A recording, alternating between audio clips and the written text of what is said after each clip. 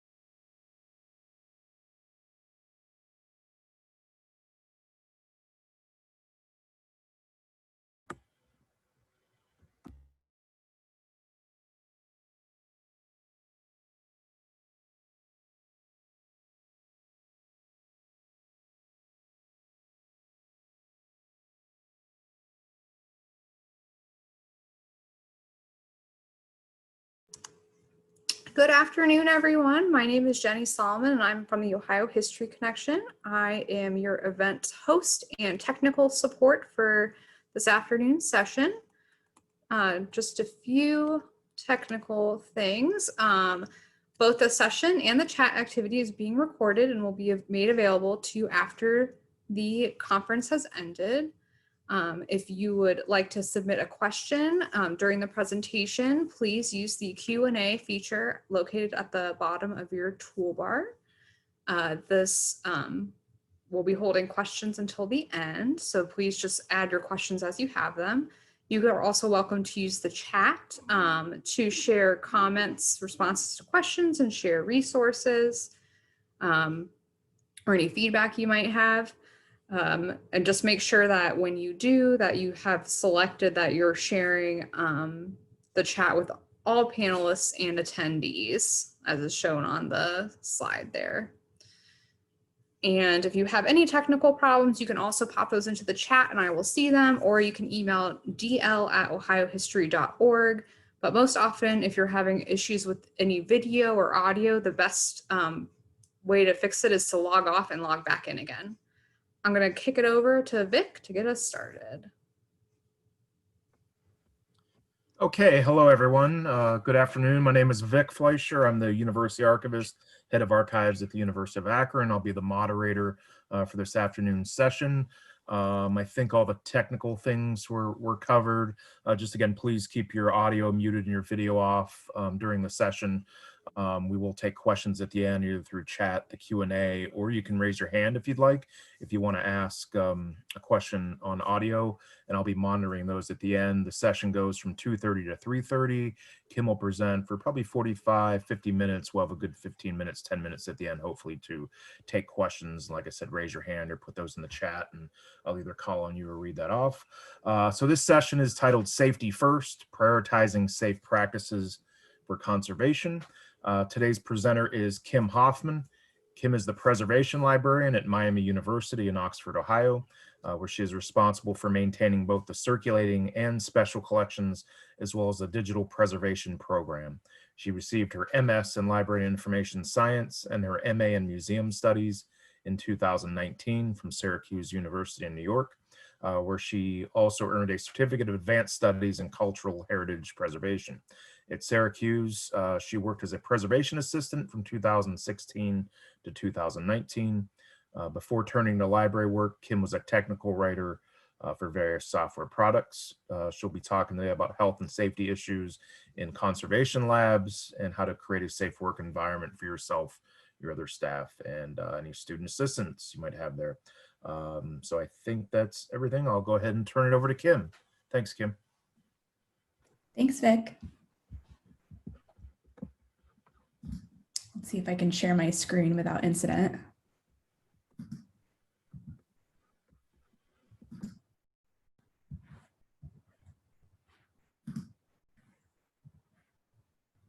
Okay, we seeing the right thing here? I'll assume yes. All right, so as Vic mentioned, my topic is safe practices for conservation. And I do want to make sure that I cover both sort of my own perspective coming from a conservation and preservation background, but also issues that really are pertinent to any workplace, any cultural heritage workplace, and that are transferable skills and processes.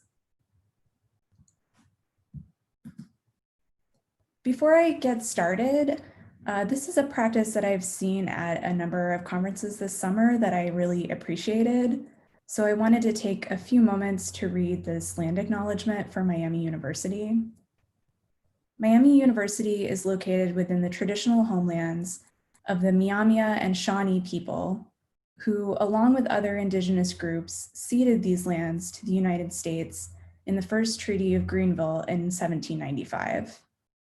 The Miami people, whose name our university carries, were forcibly removed from these homelands in 1846. I would like to acknowledge the Miamia community and pay my respects to their past, present, and future elders.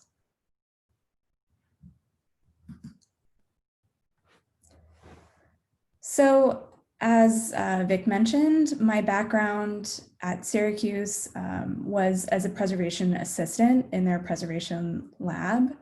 So I came to Miami with a lot of library preservation experience, but also various museum and other library collection environments in the central New York area. What you're seeing here is an image from Fort Stanwix National Monument, where I worked for a time, and that is a hot knife. We were using that to build exhibit mounts, and you can see that it's on a piece of board that's labeled hot. So I found this picture in my own archives and thought that this was a pretty good visual representation of what I'm going to be talking about today.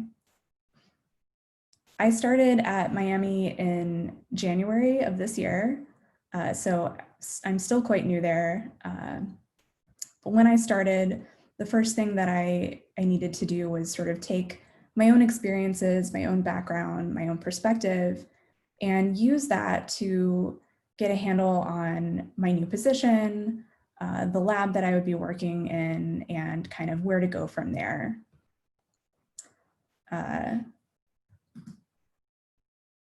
So thinking about my past experience and kind of what I brought to the table when I showed up, I'd been active in preservation and conservation fields. I'd been meeting other professionals in those fields, and it had dawned on me that there's a certain practice of sharing what I'll call horror stories, particularly certain conservation librarians I've sometimes spoken to. They sort of love to share the accidents, the mishaps that have taken place either in their private studios or in the workplace. Names will be withheld to protect the innocent. But I also had seen a counterpoint to that, particularly at Fort Stanwix, where I worked when I took that photo that was in that last slide. So Fort Stanwix is a national site. They're part of the National Park Service. And in that environment, safety is one of the first things that they consider before embarking on any kind of new project, before taking on any new work. It's a very strong safety first culture. And that makes sense because they're following federal regulations. There are other types of positions, maybe not working with the museum collections, that can be really very hazardous. So like, for example, working in the grounds or working in the backcountry at parks that have a backcountry element. So kind of mulling over the experiences that I had that shaped my perspective, I started to kind of think about this reactive perspective on safety, which is, you know, let me tell you my horror story, and then that in turn leading to change, versus this proactive mindset of labeling the board that the hot knife is on to make sure no one accidentally touches it. And of course, these two mindsets don't exist in a vacuum, and they're not mutually exclusive. This is not to say that, you know, I'm seeing different types of labs or situations that are just wildly reckless by any means, but it started to help me to organize my own thoughts about how to prioritize a safe working environment. So to dive into that a little bit more, let's think about what a reactive environment looks like and what the characteristics are. So in those cases that I had seen, there may be few or ineffective safety-related rules and procedures. And I say may, I think that this really varies depending on the particular environment, the particular processes or procedures that you're undertaking. What's appropriate is going to vary. That being said, in these types of environments, you might see people doing what is comfortable for them first, for the most part. So something that I think about is wearing sandals into the conservation lab. If it's July, that's definitely going to be more comfortable, but is it necessarily safe? In general, risk assessment may not be part of the culture when you're operating in a reactive environment. So the result of all of this is that change, if it occurs, happens after an incident takes place, which is not really ideal. We're hoping to avoid incidents at all. So I'm contrasting that with what I think about as a proactive environment.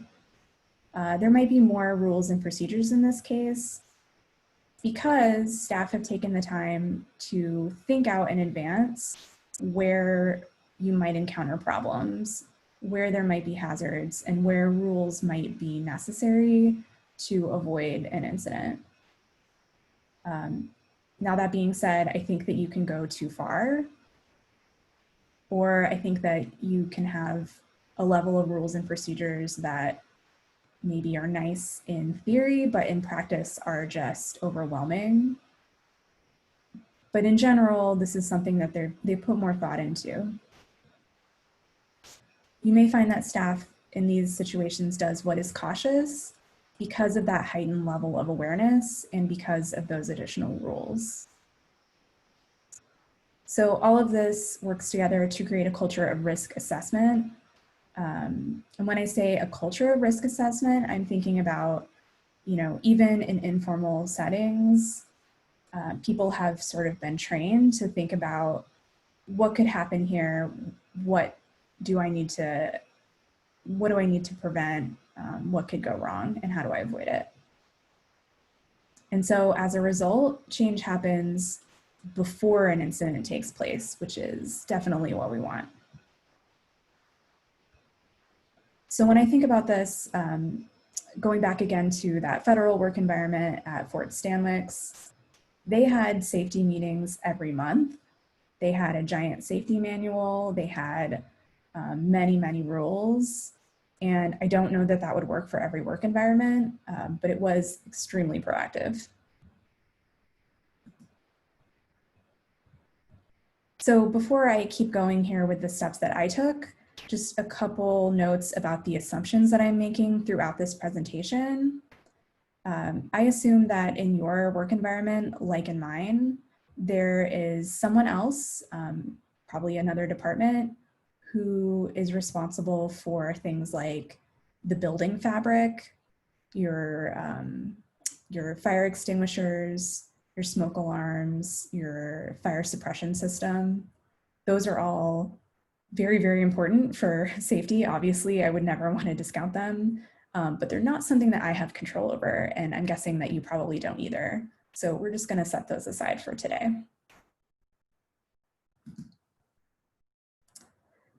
So I started, as I said, in January. I stepped into a new space, and I knew that because of my own perspective, my experiences, safety is very important to me, and I wanted to tackle that first. So I'm going to go through kind of the steps that I took to do that. And the first one was taking a moment to do risk assessment on the space. So here is an image of the Miami Conservation Lab. I'm not sure how apparent it is from this photo, but it's a really nice big space.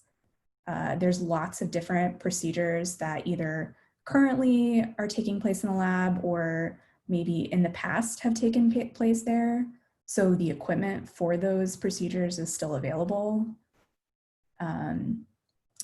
You can kind of see, if you look closely, it's not a great picture, but you can kind of see our board shears. Off in the back, there's a guillotine.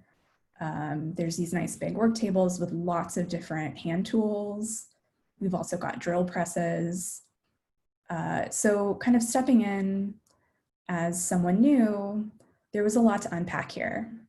I wanted to make sure that I really understood, what's been taking place. We had a student who predated my time there. So what's the student been doing? What have other staff members been doing? And kind of what's the lay of the land?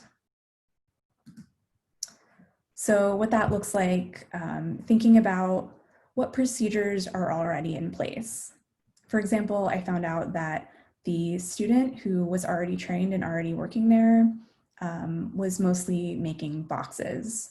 So I knew that working with knives, working with the board shears. What are the possible hazards? So this one is going to be kind of something that you get better at with practice. But really, I just took some time to look around and really give it some thought. It can benefit from sort of a darker perspective, if you will, thinking about what are the ways that this space can be harmful. But it pays off, it's worth it. So thinking about, again, the equipment, we'll kind of get more into that later. What safety equipment is available? So in a conservation lab, that could include an eye wash station, for example. That's good to know about. A fume hood, a first aid kit. What's there? Why is it there? Is it in good working order? And finally, ask questions. As someone new, I had no direct experience in this space, but all of my coworkers did, including my student employee who had been there before. So those are going to be the people who really know a lot more than you do and can give you some great insight. So another note that I'm not going to get too much into is that ergonomics matter too. And realistically, I think there's probably more, back injuries and, sore wrists than there are gruesome lab-related accidents in most workplaces. I'm not an expert, but it's worth taking the time to make sure that your workstation's set up well, and even consulting an ergonomics expert if that's something that your workplace offers. So that's something to keep in mind.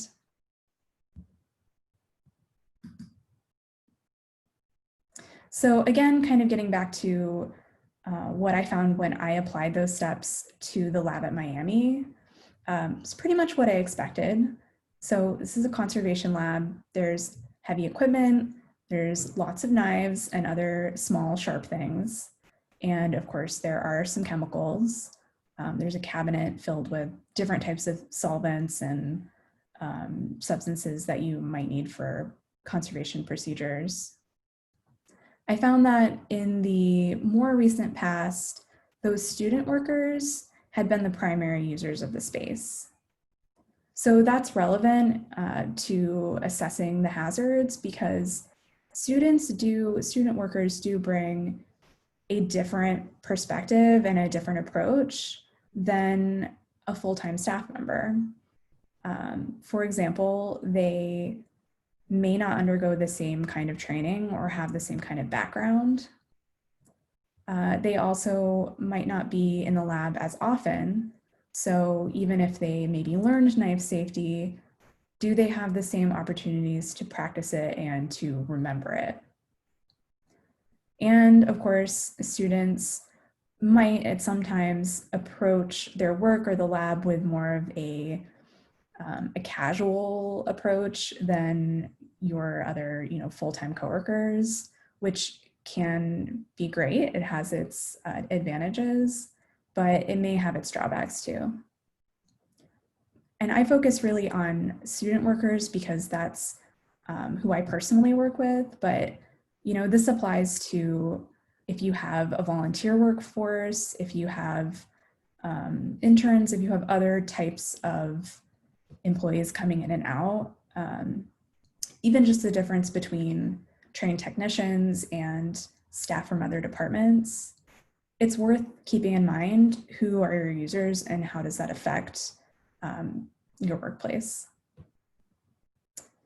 Something else that I noticed was that there were a few taller stacks of boxes in the lab kind of waiting to be processed. That's something to keep in mind, and it might occur more often outside of the lab environment. In a tall stack of boxes, I'm not very tall. If I were to try to reach that top box, I might have trouble. So that may indicate a need for either a reorg of kind of the space or maybe procedures for team lifting, for example. I also noticed that there wasn't a first aid kit. I think there was one nearby, kind of in the rest of the department, but in a situation where we're, working with a lot of knives, I wanted there to be one up front and center, right in the conservation lab where no one could miss it. So we took care of that. And then I noticed that the student hadn't been following appropriate knife safety. She sort of hadn't been trained the way that I would like to have seen her trained. So that was something to address as well. Just for illustration, that image there is a close-up of the blade of board shears, not at Miami, but we have a similar piece of equipment. So it's a very big knife. Okay, so at this point, I've taken stock. I have a sense of what's there. I have a sense of what seems like a now problem and what seems like maybe a later problem. So the next step I think about as basically triage. You want to address the immediate hazards in the space. Okay, I kind of covered some of this before, I jumped the gun a little bit, but get a first aid kit. That's something that I would recommend to anyone, really. I mean, it's obvious in a conservation lab, but it's applicable everywhere. So you're going to be looking for, at this point, any red flags. Did you see something that maybe alarmed you or that you maybe think of as a little bit of an accident waiting to happen? That's something that you want to deal with right now. So you could even stop those activities until they can be reevaluated, and maybe you should. At this point, I also would think about if there are any fast and easy improvements. So even if it's not that big of a deal, maybe you think probably it won't come up, or it's not that unsafe. If you can make small improvements, those will really add up over time. Okay, so like I mentioned, the first thing I did was go ahead and order that first aid kit. Really easy to check that off the list, and we needed one. You do want to make sure that you keep these inspected and up to date, because some of the equipment in them will expire. And I like this wall mounted version because, again, I don't want anyone to have any questions about where to find the first aid kit if we need it.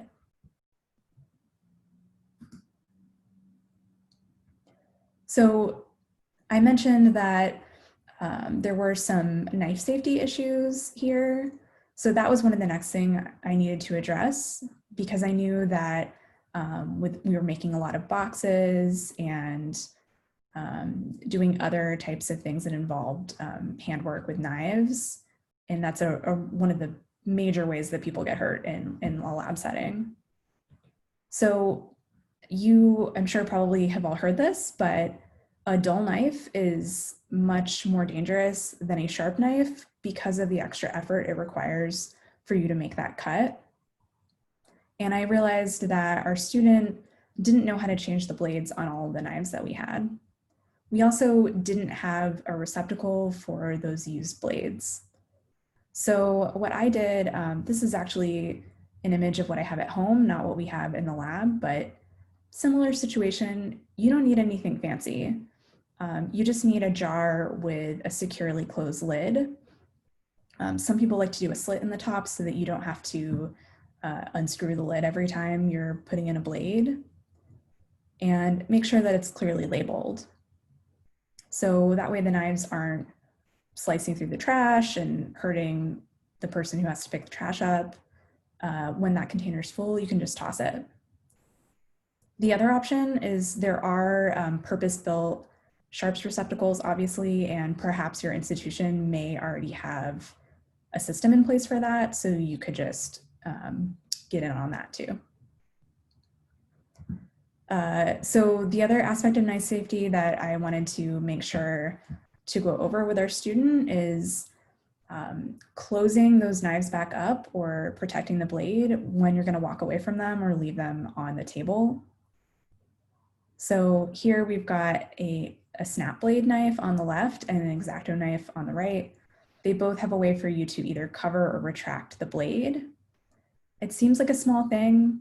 It might even seem like common sense, but that's something that I wanted to make sure was explicit and repeated and became part of our practice in the lab, because it's so easy to just accidentally knock that knife off the table and right onto the ground, and then you step on it and it's not good. No one likes that.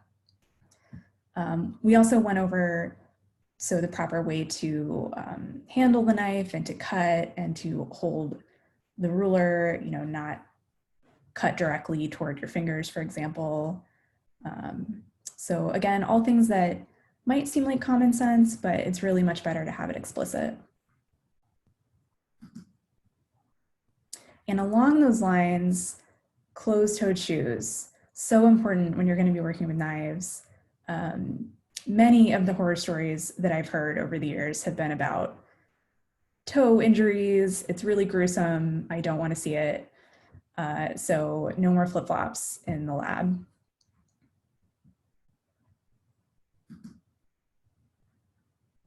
So the next thing that I needed to do was assess our large equipment.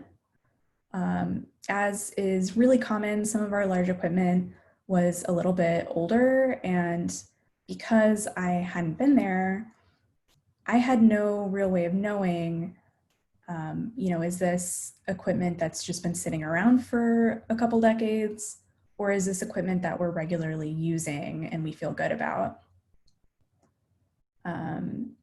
So this image here, it's not a great photo, but you might be able to tell that this is our fume hood. It's a really nice big built-in fume hood.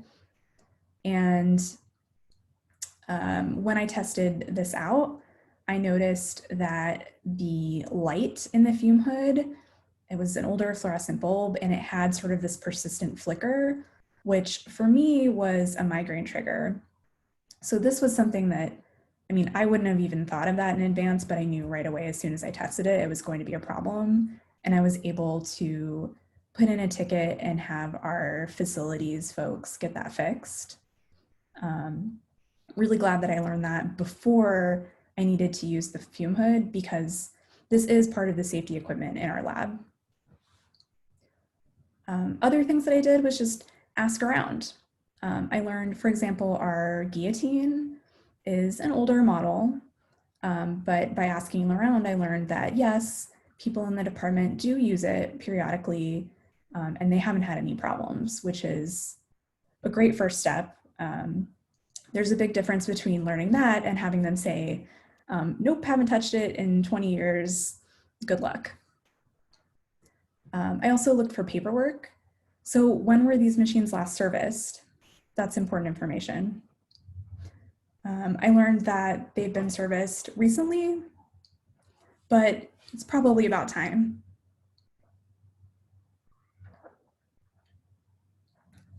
Pardon me. And finally, do a visual inspection. So you want to make sure that you don't see anything obviously wrong. Most major issues you're going to be able to tell, especially if you're familiar with the equipment and how it should work.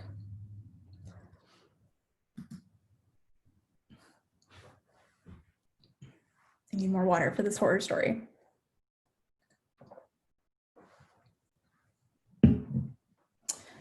So there's a reason that I am particularly cautious about getting equipment inspected, and that's my own personal horror story. I did say we all have to have one. I was at one point using a board shears. Again, this is not the Miami board shears, but it's a picture that I have of myself using one. I was jogging up the material, so similar to what I'm doing here in this image.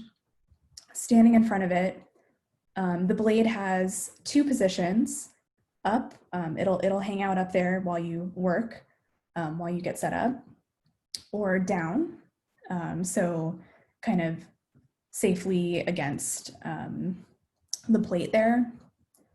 I was jogging up the material, and very much to my surprise, the counterweight on the back of the blade just fell off, hit the ground, cracked the linoleum because this is a very heavy cast iron piece of equipment. And that blade or the handle that you can see kind of came crashing down and clipped me on the shoulder on the way down. Thank goodness my hands were clear, so I was unhurt, although very stunned. But the things that I got out of this experience were really inspecting your equipment is important. And in fact, this happened in spite of the fact that this equipment was regularly inspected. So no one did anything wrong, except maybe the inspector. Accidents just happen. The other thing I learned is keep the board shears blade down, much less potential energy, much safer all around. That's another practice that I'm trying to institute in our lab. Okay, so you've taken care of all the red flags. You're pretty sure there's nothing that's going to happen immediately. the next step is to take a step back and think about what your longer term goals are for the space. So what are your bigger projects that are going to take a little bit more time? For me, that meant establish a regular service and inspection schedule for the larger equipment. That may be something, if you're very lucky, that your own facilities can provide for you. I've been told that that's not the case at Miami. That's not something that they're able to take on. But there are other third-party vendors that will do that. For me, this is something that kind of got put on hold because of the pandemic. But it's something that I do want to make sure to get underway fairly soon. Again, our equipment had been serviced pretty recently, but it's always good to get on the schedule. I also need to recover some exposed lead weights, more on that in a minute, but that's kind of an ongoing project. And you can see this image on the right is a teeny tiny little lead weight that I have recovered. It used to be just exposed lead, which is pretty common. And then for me, I also have on my radar continuing to get organized to understand what's there in the space. Again, this really big space with lots of different equipment. And make sure, you know, if you reach into a drawer, you're not going to accidentally find a knife in there that's exposed. So a little bit more about the lead weights, just kind of as an aside. It's very common in conservation labs to have weights with a core of lead or that are made out of lead in some way because of how dense and heavy it is. On the left there, you can see an image of our collection of weights. Some of these are made of lead and some of them aren't. You can see we've got some covered bricks. On the right, this weight is a little bag of buckshot, which is made out of lead. So you would hope that the fabric is encapsulating that lead, but the red streak on the bag is the results of a lead test indicating that it is not encapsulating the lead effectively. So either it maybe never did or maybe has started to fail over time. This is a lesson learned for me because I didn't notice this when I was doing my first assessment. I kind of thought, okay, we've got weights, super, of course we're going to need those, and moved on. So the result of that was that some of those weights with the exposed lead kept being used until I realized that we might have a problem. No big deal. I don't think anyone got hurt, but of course, lead weight, if we do continue to use those weights unencapsulated, and then, you know, maybe you get lead on your hands, and maybe you eat your lunch and you didn't wash your hands so great, you could ingest some of that lead over time. So it's not ideal for health and safety. All right, so here's this ongoing project that I mentioned, which is encapsulating those weights.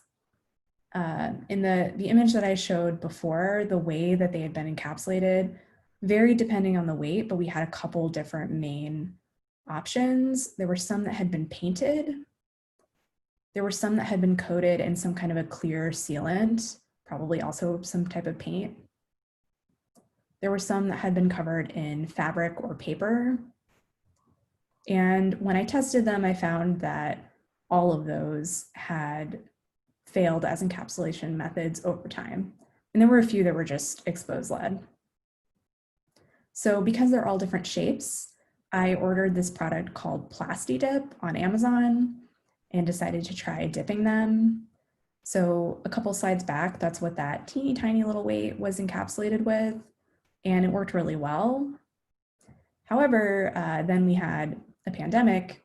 I went home, came back a few months later, and that Plasti-Dip had started to congeal a bit. So that's what you're seeing on the right there. That's the results of my later attempt to dip a different weight. I do actually think that this is still going to work, and it does seem like a good method for coding those weights. But it's going to take some additional trial and error, I think, a little bit more work to apply that smoothly to the larger weights. So you've established your big projects. You know what's on your list to do. Beyond that, some things that I looked at and that you might want to look at include writing down all of these new procedures and all of these hazards that you've identified. So there's a couple of different ways to go about that. However you choose to do it, I would say make common sense an explicit rule rather than taking it for granted.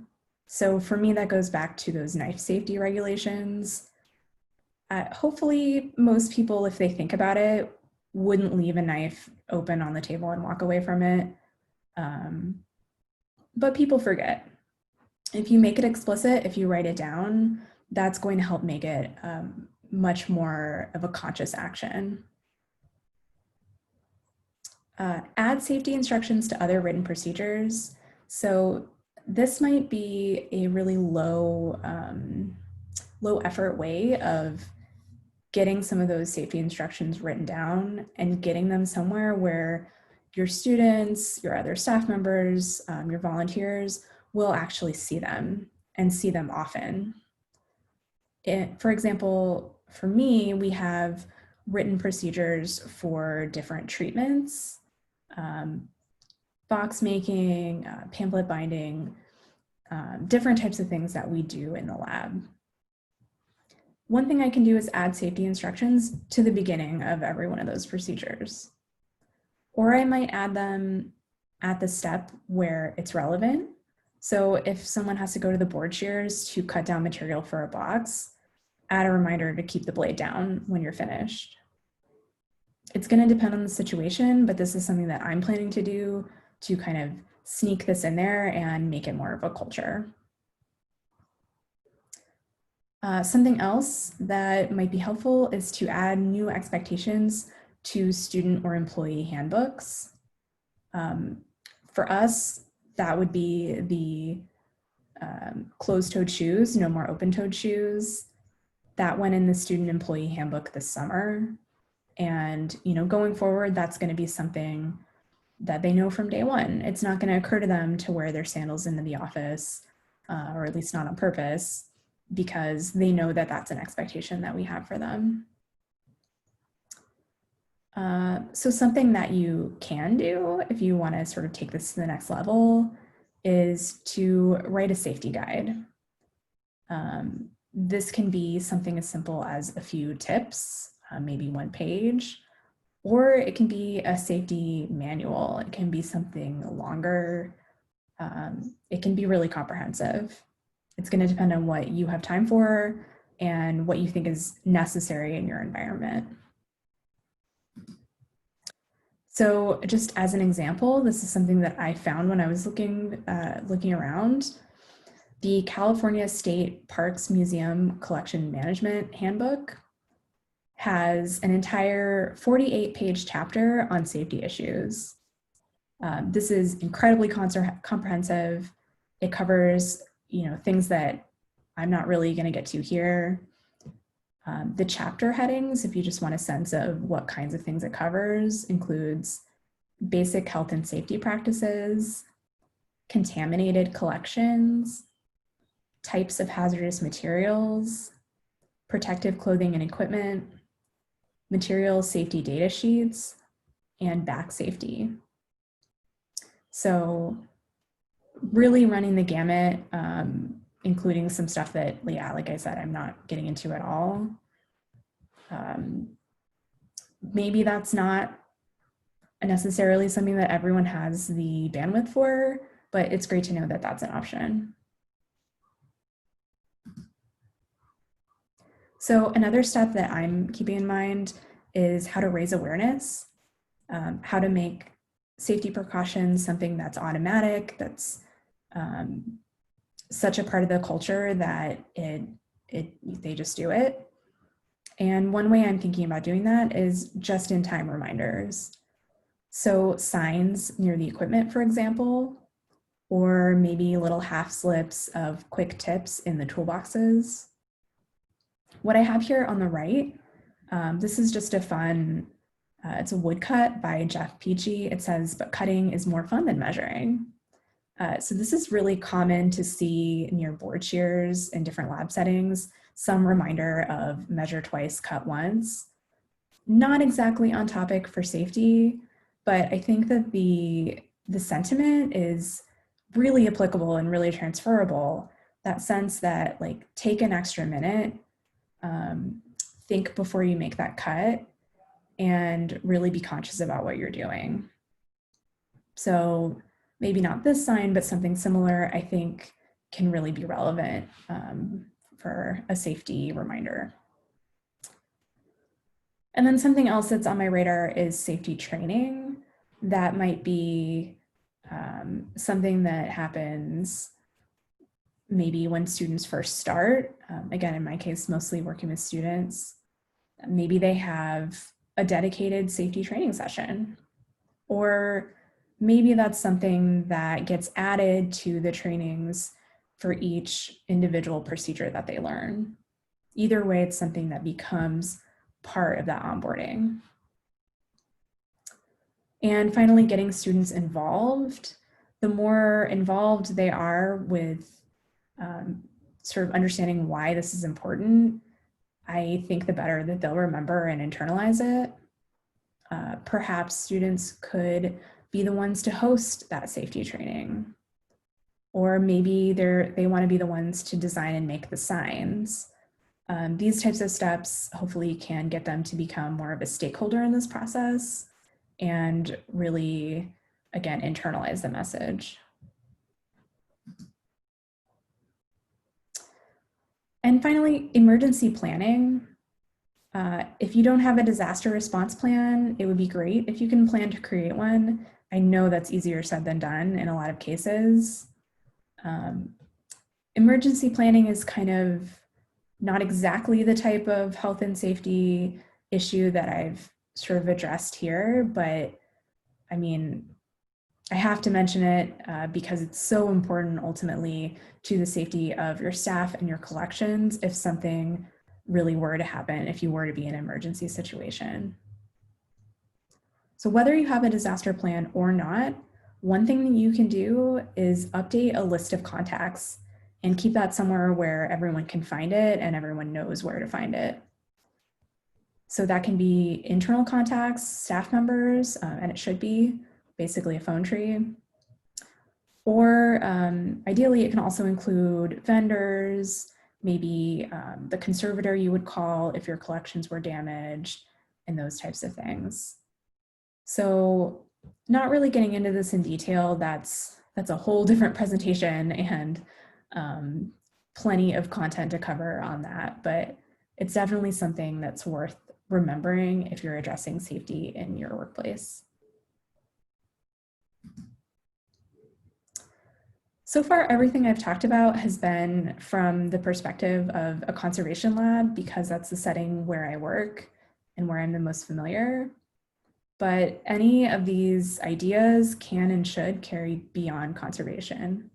So even if you're not working with enormous knives, still applies to you. And of course, who could forget that COVID-19 brings a whole host of new safety issues we never would have dreamed of before March. So what we're doing in our lab and in our department and our library is daily cleaning. We clean every morning with cleaner that a lot of thought has gone into picking out. So we're using Maxim cleaners, but of course there are lots of options. We wear masks all the time, unless we're in a locked office. You can see our Miami branded mask there on the right. And we're working in a de-densified department. So meaning that, rather than having all our staff in at once, we switch on and off in order to spread out a little bit better and hopefully not breathe in each other's space as much. We have a quarantine procedure for items that circulate and items that are used by patrons. We default to online meetings rather than in person, even when in the office. And something that I'm planning for the conservation lab specifically is to try to film the training modules that I would give for new students, such as learning to sew a pamphlet binder. Normally, I would need to work one-on-one with the student to do that. It's not ideal during COVID. So if I can get those filmed and hopefully show those to students that way, I can reduce a lot of the face time that's necessary, which is really sad, but 2020 is really sad sometimes. So I guess that's just par for the course. So you can take all these steps that I've talked about and apply them in your environment, whatever your environment is. So just as a quick recap, step one is risk assessment. Take a look around. Maybe where you are, you have knives and heavy boxes. Step two, address some of those immediate hazards. So maybe if you've got big stacks of heavy boxes, maybe what you need is to establish a team lifting practice so that people aren't trying to lift those down by themselves and maybe dropping them or hurting their backs. Step three is identify those longer term goals. So maybe for you, maybe you realize you've got a supply storage closet that's a little overstuffed and it needs to be reorganized to avoid maybe some toppling loads. So the point is that safety is for you too, no matter what kind of work that you're doing. So even small changes can make a big impact. And creating a safety culture can mean adding more rules, but it's worth it, even if having more rules is kind of a bummer. Hopefully you're able to see how you can apply this in your workspace. Even though, again, maybe conservation lab, giant knives, heavy equipment, chemicals, it's a little bit more obvious that there are some hazards there than in most other archival workspaces. Okay, so with that, I'd really like to hear what comments you all have and whether you have any of your own safety procedures, maybe what you thought about in your workspace when you heard this, maybe your own exciting horror stories, if anyone has any of those, love to hear those. I was really just making my best effort to imagine what hazards you might have when I kind of went through this, but I'd love to hear what you had in mind.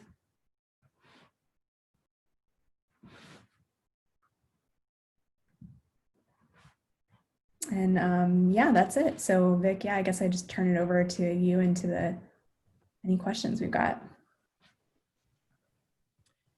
Yeah, that was excellent. Thanks, Kim. Very informative. I took quite a few notes and some things I definitely need to take back to my institution to implement to keep our staff and our students safe. So thank you very much. So yeah, as Jen posted in the chat, please go ahead and submit any questions or discussion topics to the Q&A or chat. We have about 10 minutes left, so plenty of time. If not, I'll throw something out there in a few minutes. Or you can raise your hand if you want to use the audio and I'll call on you.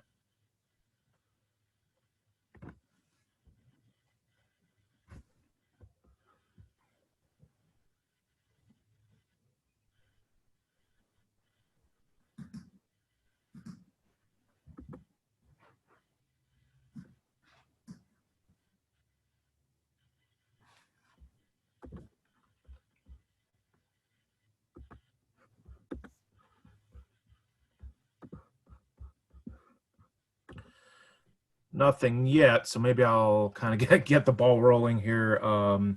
I liked all the information about the sharps. That's something, you know, I don't always think about. It's like, yeah, how do we dispose of those? And unfortunately, a lot of times they just get thrown in the trash. And, you know, we do worry sometimes about the people that are picking those up, or if somebody drops something in the trash, they can get cut. So I like some of those ideas you had for that.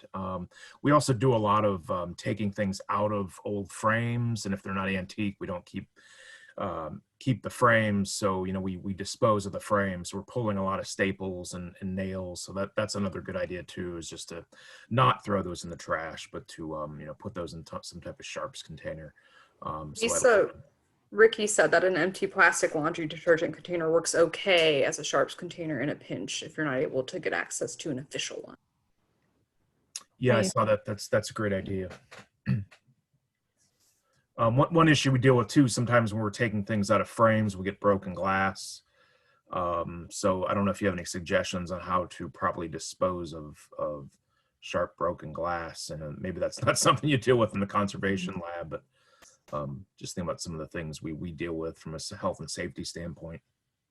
Yeah, I think the times that I've had to do that, I mean, it hasn't come up for me very often, but definitely tape, like painter's tape or masking tape, I think helps, like tape up the edge and tape maybe some heavy paper around the edge. I think is pretty helpful.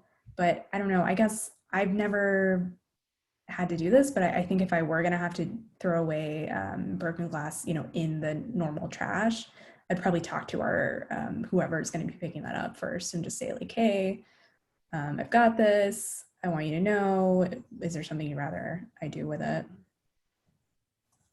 That's a good idea. Thank you. Any other questions or comments? Feel free to just throw them out there.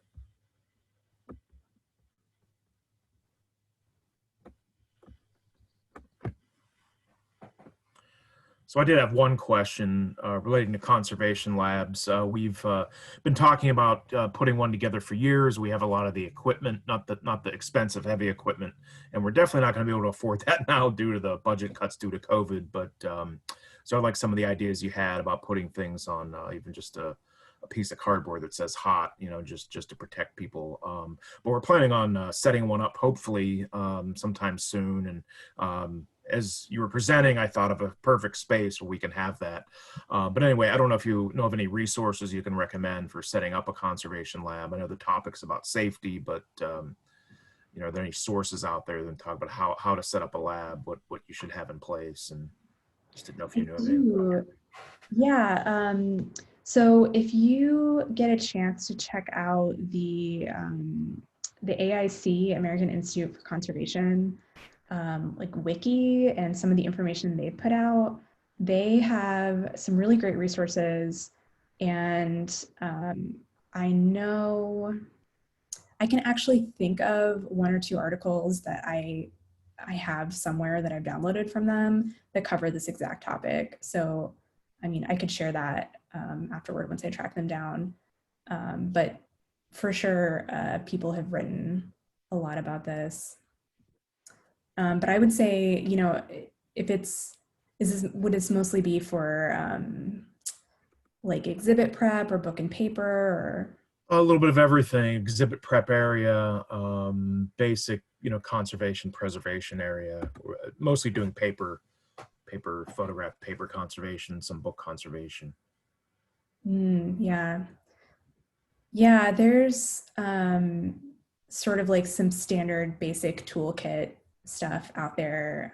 So like, for example, that snap blade knife, I mean, you pretty much see those everywhere.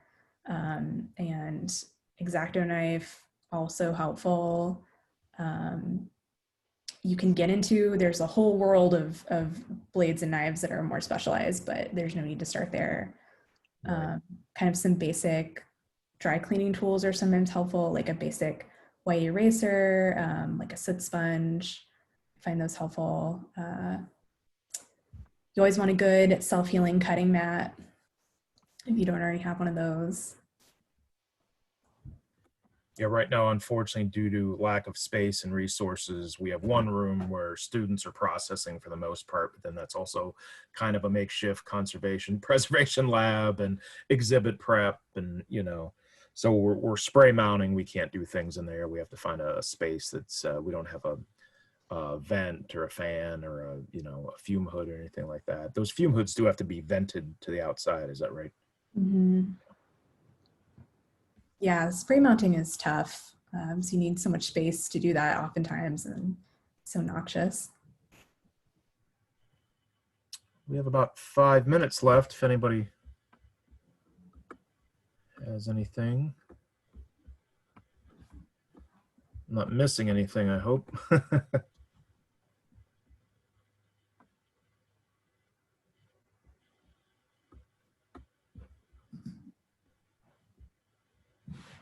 No questions out there. All right, well, that was very thorough. So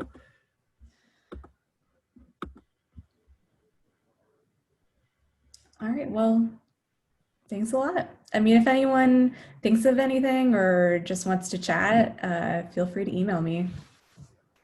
okay, thanks, Kim. That was excellent. I appreciate it. I got a lot out of it.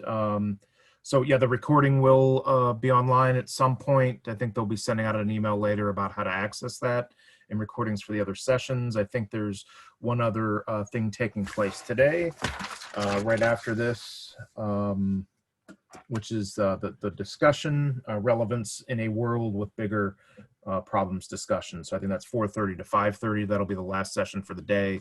And I think sessions start tomorrow morning at 9 a.m. So thank you very much, Jen. I don't know if you have anything to add or. I do not. Thank you so much, everyone, for joining us this afternoon. Kim, great job. Very interesting and terrifying to be reminded of. Yes. I would be one of your college students. I mean, I'm not a college student, but I would be one of them that's holding the knife the wrong way. So don't tell anyone. But yeah, I think this was really great. I'm going to go ahead and end the recording now. So thanks, everyone. Thank Thanks you. again. Have a good day, everyone. Thanks, Kim. Thanks.